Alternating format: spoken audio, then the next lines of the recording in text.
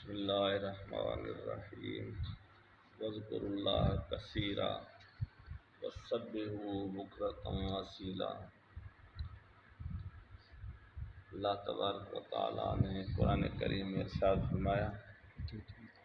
اللہ تعالیٰ کو کثرت سے یاد کرو، زیادہ سے زیادہ یاد کیا کرو، اور صبح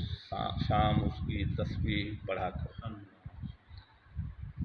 قرآن و سنت کو جب مطالعہ کیا جاتا ہے تو یہ دو باتیں سامنے آتی ہیں کہ ایک اللہ تعالیٰ کو کثرت سے یاد کرنا، اور ایک اللہ کے حبیب علیہ السلام پہ درود و سلام کثرت سے پڑھنا۔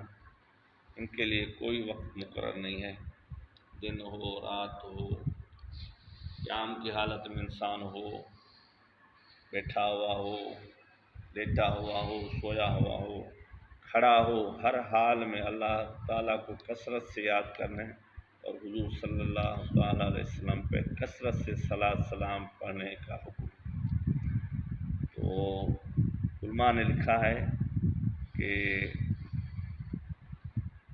اور اعمال میں اگر ریا آ جائے تو وہ اعمال رد ہو جاتے ہیں، مگر اللہ تعالیٰ کے ذکر میں اور نبی صلی اللہ علیہ وسلم پہ درود و سلام پڑھنے میں اگر ریا بھی آ جائے تو اس کے باوجود بھی یہ دونوں عمل رد نہیں ہوا کرتے۔ آپ صلی اللہ علیہ وسلم نے فرمایا کہ اکثروا ذکر اللہ حتیٰ یقول الناس مجنون، اللہ تعالیٰ کو بہت یاد کیا کرو یہاں تک کہ لوگ آپ کو دیوانہ اور مجنون اور پاگل کے الزام دینے لگے۔ ایک روایت میں ہے کہ اللہ کے حبیب نے فرمایا اکثروا ذکر اللہ حتیٰ یقول المنافقون یراؤ، اللہ تعالیٰ کو کثرت سے یاد کرتے رہو یہاں تک کہ جو منافق لوگ ہیں وہ آپ پہ ریاکار ہونے کا الزام دیں، آپ کو ریاکار کہیں، ریاکار ہونے کا الزام اور آپ کے اوپر بہتان لگائیں۔ تو مجھے ایک حدیث یاد آ گیا، حضرت صلی اللہ علیہ وسلم نے فرمایا،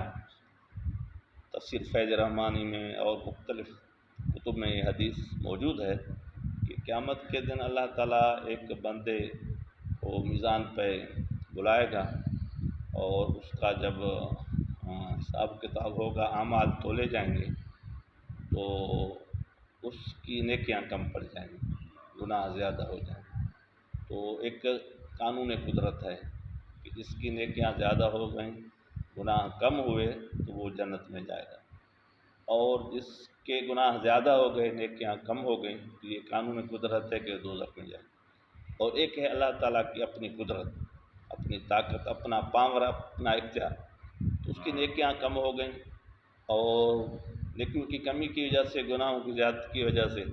قانون قدرت کے تحت وہ دوزخ کا مستحق ہو جائے گا، بڑا پریشان ہوگا۔ تو اللہ تبارک و تعالیٰ اس بندے کی پریشانی ملاحظہ فرما کے اور اس کے نیکی والے پلڑے میں ایک چھوٹی سی پرچی ڈلوائے، اس کے آتے ہوئے ہی اس کی نیکیاں زیادہ ہو جائیں گی، گناہ ہلکے ہو جائیں گے۔ ظاہر ہے کہ اللہ تعالیٰ کے نظام عدل میں کوئی کمی بیشی نہیں ہے، تو پھر نیکیاں بڑھا کر کے اس کو قانون کے زمرے میں لا کر کے اس کو جہنمی سے جنتی بنا دیا جائے، تو وہ عرض کرے گا یا رب العالمین یہ کون سی نیکی ہے کہ میرے گناہوں کے تمام اعمال پہ بھاری ہوگی؟ اور اللہ تبارک و تعالیٰ فرمائے گا ہاں رات کو سویا ہوا تھا تو آپ کی آنکھ کھلی، تو اس وقت میں آپ نے میرا ایک دفعہ ذکر کیا تھا، مجھے یاد کیا تھا، اللہ کا، تو تنہائی میں آپ نے مجھے یاد کیا تھا، اور آپ کی اس امانت کو میں نے اپنے یہاں محفوظ کر کے رکھا تھا۔ اس واقعے پہ وہ اسم اعظم لکھا ہوا تھا جو آپ نے ایک مرتبہ رات کو سوتے وقت آنکھ کھلی تو اللہ کا تھا۔ تو میرے اسم اعظم، میرے ذکر کی یہ برکت ہے، طاقت ہے کہ آپ کے تمام گناہ ہلکے ہو گئے اور وہ آپ کی نیکیاں بھاری ہو گئی۔ تو اللہ تعالیٰ کا کرم ہے کہ اس نے ہمیں اہل ذکر بنایا ہے، سجن سائیں کے توسل سے ہمیں ذکر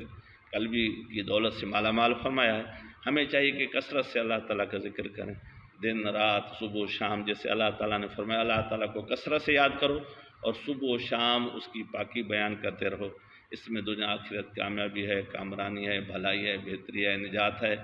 اور فلاح ہے۔ اللہ تعالیٰ سے دعا ہے کہ ہمیں کثرت سے ذکر کرنے والا بنائے اور ہمارے قلوب کو باخدا ذاکر زندہ بنائے، زندگی ایسی پھر کبھی موت نہ آئے۔ کہ اللہ تعالیٰ تمام مسلمانوں کو اپنے ذکر کی اور اپنے حبیب علیہ السلام کے اوپر کثرت سے صلاۃ سلام پڑھنے کی توفیق عطا فرمائے۔ وما علینا الا البلاغ المبین۔ الحمدللہ رب العالمین۔